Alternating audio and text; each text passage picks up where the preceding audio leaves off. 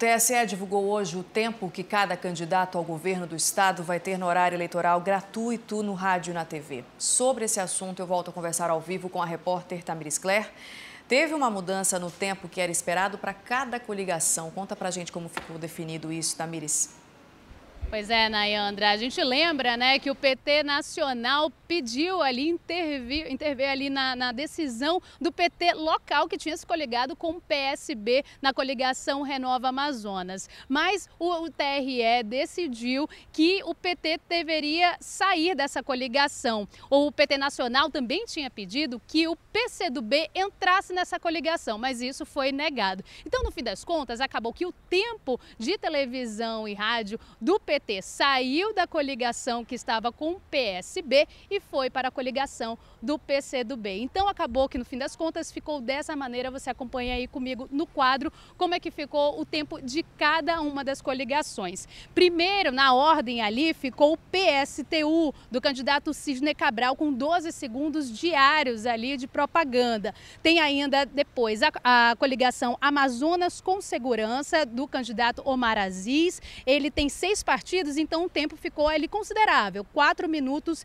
diários. Tem ainda o Partido Socialismo e Liberdade, o PSOL, do candidato Berg, da UGT. Ele ficou com 20 segundos diários de programação ali, de propaganda.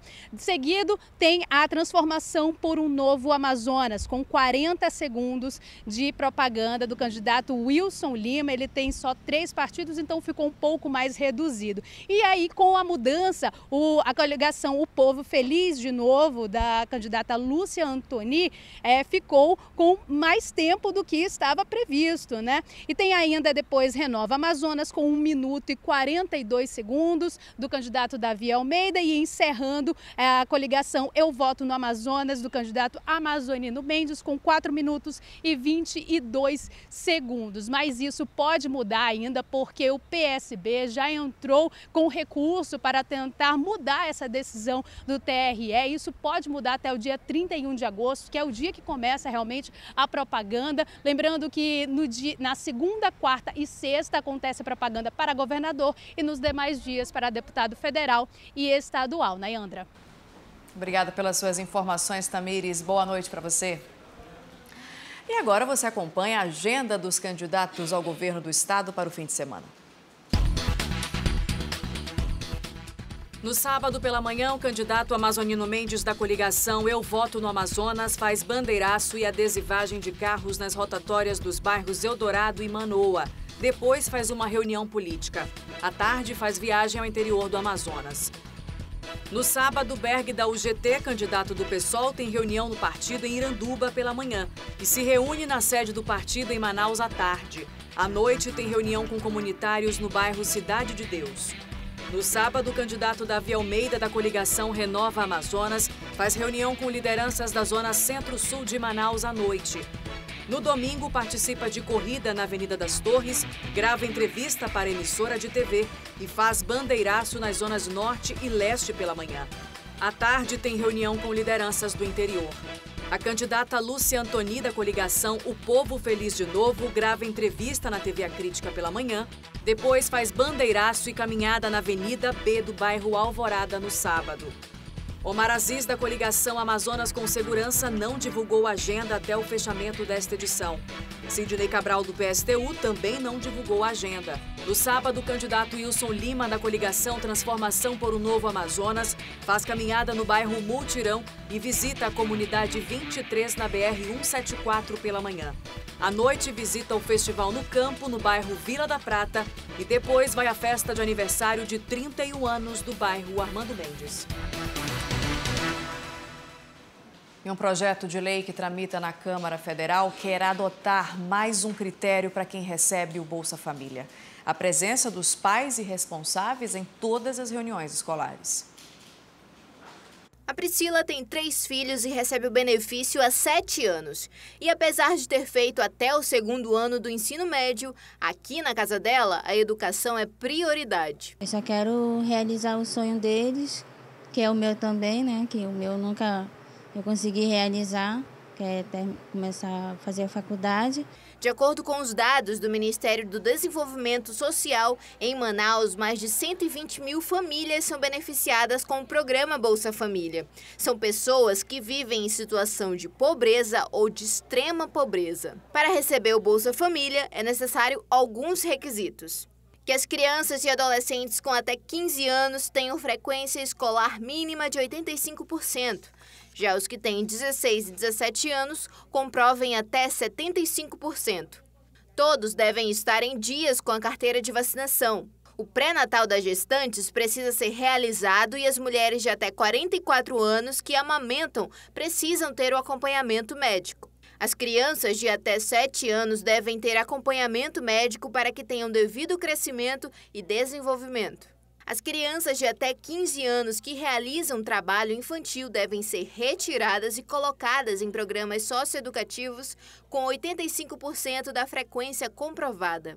Mas um projeto de lei que está em tramitação na Câmara dos Deputados quer adotar mais um critério para o recebimento desse benefício: a presença dos pais em reuniões escolares. O objetivo principal é aumentar a participação dos responsáveis na educação dos filhos.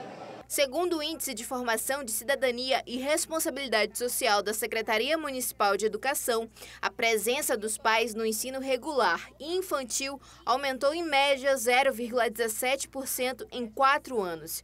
E a lei, se for aprovada, vem para fortalecer a relação entre família e escola. Sendo que o IFC é de 0 a 1, quanto mais próximo eu tiver de 1, melhor eu estou nos meus indicadores. Então, se a lei vem, ela só vem para somar conosco e validar cada vez mais que é importante, sim, os pais estarem presentes nesse processo de ensino-aprendizagem e não apenas deixar o menino na escola e a escola é que tome conta dele, que resolva as situações dele. Não, tem que haver essa parceria.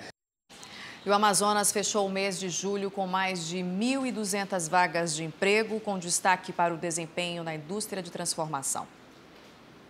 De acordo com o Cadastro Geral de Empregados e Desempregados, o Amazonas teve em julho um crescimento de 0,33% na oferta de empregos formais. No total, foram criadas 1.283 novas vagas, com mais de 10 mil admissões e em torno de 9.200 desligamentos. O setor que apresentou o melhor desempenho no estado foi o da indústria de transformação do polo industrial, que gerou 453 postos no último mês. Mas também tiveram desempenhos positivos a agropecuária, a construção civil e o comércio. Um estudo feito por estudantes de medicina da UEA apontou que pacientes que têm problemas no ouvido também podem ter alterações nasais. A falta de tratamento adequado pode causar até perda total de audição. O Adinaldo é aluno de medicina e depois de acompanhar a rotina de alguns pacientes no ambulatório de otorrinolaringologia, percebeu que a maioria deles que reclamava de dores no ouvido também tinham problemas nasais. Eram pacientes que referiam uma congestão, uma coriza, eram pacientes que às vezes ficavam várias vezes gripados, resfriados. Então a gente acabou vendo que esses pacientes tinham alterações e daí surgiu a ideia, juntamente com os residentes do serviço, os preceptores, de criar esse trabalho e ver se realmente esses pacientes que têm problemas no ouvido têm alguma prevalência de alterações nasais, que foi o que nós encontramos. Durante o estudo, 31 pacientes fizeram um exame de endoscopia nasal, procedimento realizado para constatar se havia ligação entre a dor no ouvido com as alterações nasais. E o resultado foi unânime. 100% das pessoas que tinham problemas auditivos também apresentaram complicações no olfato. A doença identificada foi otite média crônica, uma inflamação na orelha média que pode ser causada por um quadro viral, gripe ou sinusite, que causa o acúmulo de catarro na tuba auditiva, estrutura que liga o ouvido ao nariz e serve para a passagem do ar. Então, aquelas inflamações de ouvido que perduram acima de 3 meses, isso é considerado uma otite média crônica. Tá? A otite média crônica, ela se manifesta clinicamente com baixa da audição, dor, né, de ouvido, muitas das vezes secreções escorrendo pelo ouvido, tá?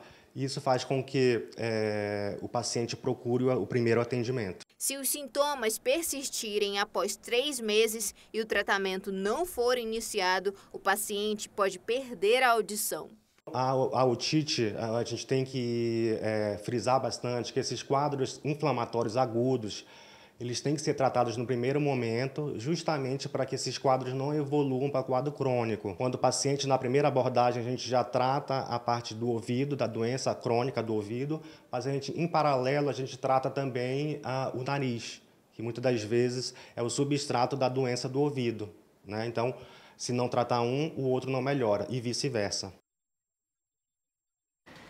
Depois do intervalo, a gente traz dicas para o seu fim de semana com a nossa agenda cultural. Agora são 7h37, a Crítica na TV volta no instante só.